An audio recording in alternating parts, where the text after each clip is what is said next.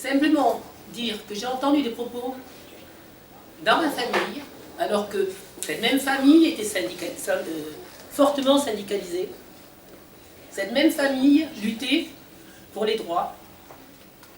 C'est elle qui m'a aussi motivée, et j'y allais d'ailleurs quand j'étais gamine, pour défendre Angela Davis à l'époque, contre l'apartheid, mais on m'a dit aussi dans ma famille, parce que ma couleur, ils l'oubliaient, des choses sur les Noirs qu'il était absolument inacceptable.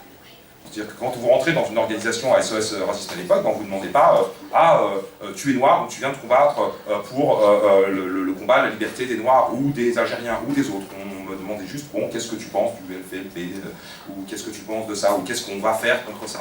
Et on était là tous rassemblés. Et c'est ce vivre ensemble, en fin de compte, qui est vachement et énormément important. C'est là-dessus qu'on doit continuer. Il y a en effet la manière de combattre ces gens d'extrême droite en disant bon, on va devoir les affronter, ça c'est indéniable, on va devoir les affronter.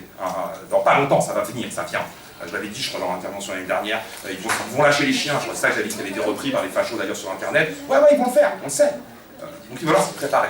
Moi par exemple, ça m'est arrivé une fois dans une discussion, je sais pas pourquoi, mais je sais plus comment ce que je suis arrivée à ça, mais je me suis mise à parler de Pétain, et une fille m'a dit mais c'est qui Pétain? Et c'est une fille qui était plus âgée que moi. Non, oui, donc j'ai dû lui expliquer c'est qui Pétain. Oui, donc c'est... Une fois, c'était un prof d'histoire, je lui expliquais parce que moi, à Dijon, quand je fais des manifestations culturelles, j'ai tendance à me déguiser dans les marchés parce que c'est plus efficace pour tracter. Donc un jour, je me suis déguisée en Zola, avec un chapeau et une barbe, et j'ai mis j'accuse, pour expliquer quand même, j'accuse Dreyfus, etc. Et donc je raconte ça à un prof d'histoire, il me dit mais je crois que mes élèves citoyens, ils verraient Dreyfus, ils ne sauraient pas de quoi tu parles. Un prof d'histoire.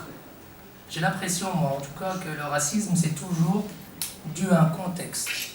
Un contexte de crise, de difficulté, et c'est toujours quand on va dire la population, quand un État est au plus bas, voilà, qu'on essaie de sortir toujours que le racisme, on va dire, augmente, qu'il est plus important. Et pourquoi le racisme, justement?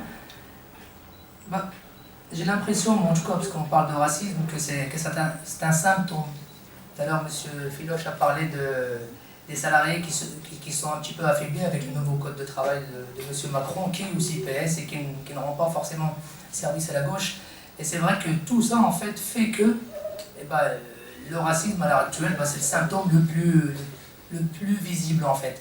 Et ce qu'on fait, le combat contre le racisme, le combat contre les discriminations et contre l'antisémitisme, ça règle juste le symptôme, on va dire que ça, pour utiliser des termes un peu médicaux, ça soulage l'inflammation. Mais ça ne règle pas le problème de fond. Le problème de fond, pourquoi les Français sont racistes? Parce qu'ils se replient sur eux-mêmes.